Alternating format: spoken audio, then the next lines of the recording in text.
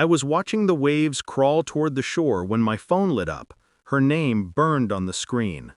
"We're moving in tomorrow. My son said it's fine. If you don't like it, you can find somewhere else." My hands shook. My smile didn't. My husband stood across the room, silent, eyes lowered like a coward who had already chosen a side, the wrong one. That was the moment something inside me went still, not broken, not bruised, just silent. The kind of silence that plans. Backstory: the beginning of the ending.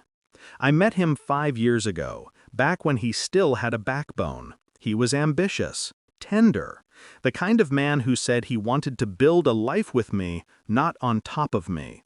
His mother hated that. She smiled like someone testing the sharpness of a knife. She asked questions that weren't questions. "Are you sure you can handle him? Do you even know how things work in this family?" I ignored the unease. Love makes you generous with warnings you shouldn't forgive. He promised he'd protect me from her. He promised she'd never control us. He promised a lot of things. Promises mean nothing when the person holding them grows weak. Discovery: the soft rot before the break.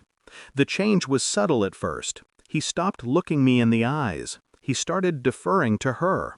There were whispers in the hallway, doors closing quickly, phone calls that ended the second I walked in. One night I caught a message on his phone. "Tell her it's your decision. She'll obey faster that way." Mom. Obey. That was the word that snapped something clean in me. But I didn't scream, didn't confront, didn't crumble. I simply learned. Every betrayal teaches what the betrayer fears most. Shift when love turns into strategy. I quit my job to heal. That's what I told him. The truth? I quit so I could be free to plan. The beach house wasn't for recovery. It was a battlefield. And I bought it with my savings. Not ours, not his. Every paper, every document, every signature. Solely mine. I reviewed every financial tie between us, every account, every dependency. He had more to lose than he thought. And his mother? She depended on his income more than she'd ever admit. I kept my silence.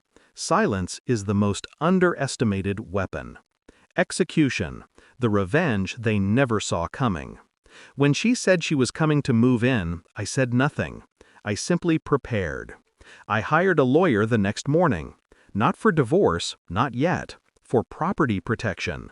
No one could step foot inside my home without permission, especially anyone planning to move in. The next move was easier. I called the company where my husband worked, anonymously of course, and dropped a hint about certain financial inconsistencies his mother had been advising him on. I didn't lie. I didn't need to. She had been using his accounts for years. He thought he was helping her. She was drowning him. 3 days later, both of them were asked to come in for an internal audit. Perfect timing. Because the night before the audit, they arrived at my beach house, bags in hand, ready to invade. She walked in first, uninvited, like she owned the air.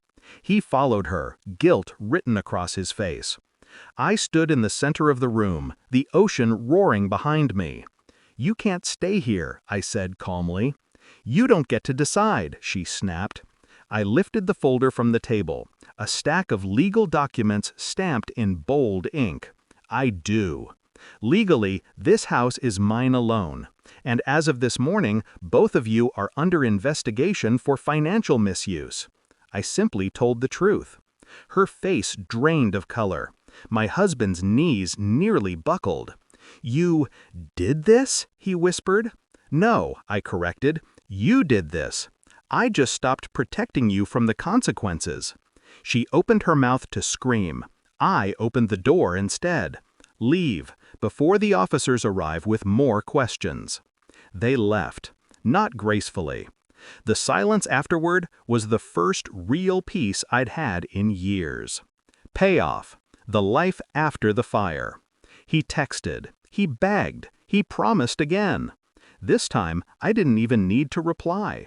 His world was already collapsing without my help. A week later, I filed for divorce. He didn't contest. His mother stopped calling. Fear has a way of teaching respect. And the beach house? It became exactly what I intended. Not a place to heal, a place where I reclaimed myself, where I learned that revenge isn't destruction, it's correction. And sometimes correction looks like a door closing, a wave breaking, and a woman finally breathing on her own terms.